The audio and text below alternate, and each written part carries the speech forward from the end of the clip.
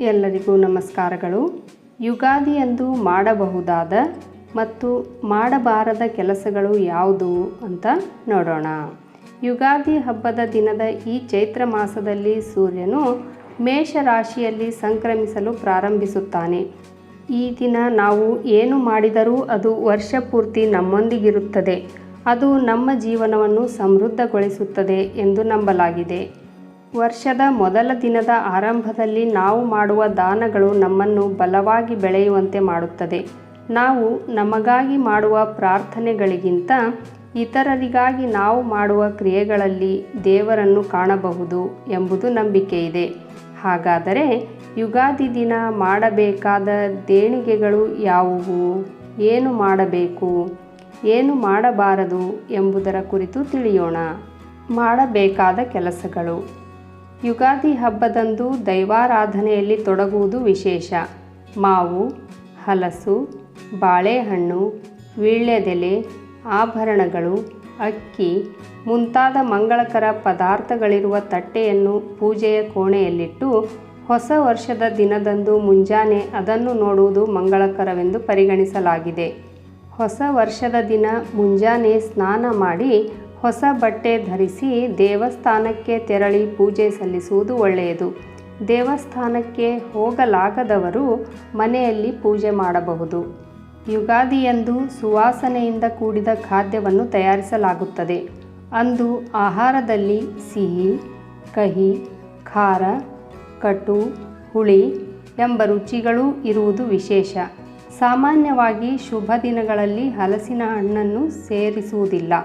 ಆದರೆ ಯುಗಾದಿ ಹಬ್ಬದಂದು ಬಗೆ ಬಗೆಯ ರುಚಿಗಳೊಂದಿಗೆ ಹಲಸಿನ ಖಾದ್ಯಗಳನ್ನು ತಯಾರಿಸುವುದು ವಿಶೇಷ. ಬೇಸಿಗೆ ಕಾಲದ ಆರಂಭದಲ್ಲಿ ಯುಗಾದಿ ಬರುವುದರಿಂದ ಬಿಸಿಯೂಟಕ್ಕೆ ತಕ್ಕ ದಾನಗಳನ್ನು ಮಾಡುವುದು ಉತ್ತಮ. ಜಾತಕದಲ್ಲಿನ ದೋಷಗಳನ್ನು ಹೋಗಲಾಡಿಸಲು ಛತ್ರಿ ದಾನ, ಗಂಧ ದಾನ, ಇತರ ವಸ್ತುಗಳ ದಾನವನ್ನು ಮಾಡಬಹುದು.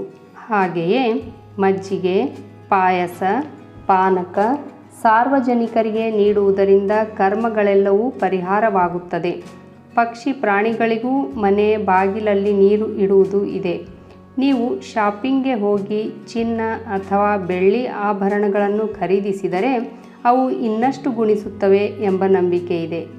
ಅಂತಹ ವಸ್ತುಗಳನ್ನು ಖರೀದಿಸಲು ಸಾಧ್ಯವಾಗದಿದ್ದಾಗ ಕಲ್ಲುಪ್ಪು, ಅರಿಶಿಣ, ಕುಂಕುಮ, ವೀಳ್ಯದೆಲೆ, ಹಣ್ಣು ಮುಂತಾದವುಗಳನ್ನು ಖರೀದಿಸುವುದರಿಂದ ಕುಟುಂಬವು ಆರ್ಥಿಕವಾಗಿ ಸಮೃದ್ಧವಾಗಿ ಬೆಳೆಯುತ್ತದೆ.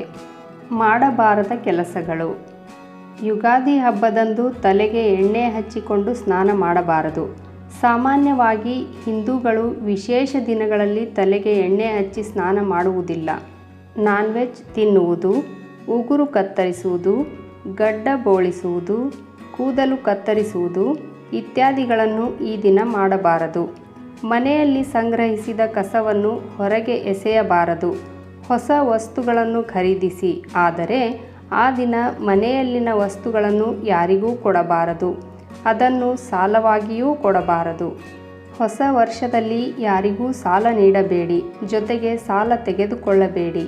ಕೆಟ್ಟದ್ದನ್ನು ಎಲ್ಲವನ್ನೂ ತಪ್ಪಿಸಿ ಸಮೃದ್ಧಿಯಾಗಿ ಬದುಕಲು ದೇವರನ್ನು ಪೂಜಿಸಿ.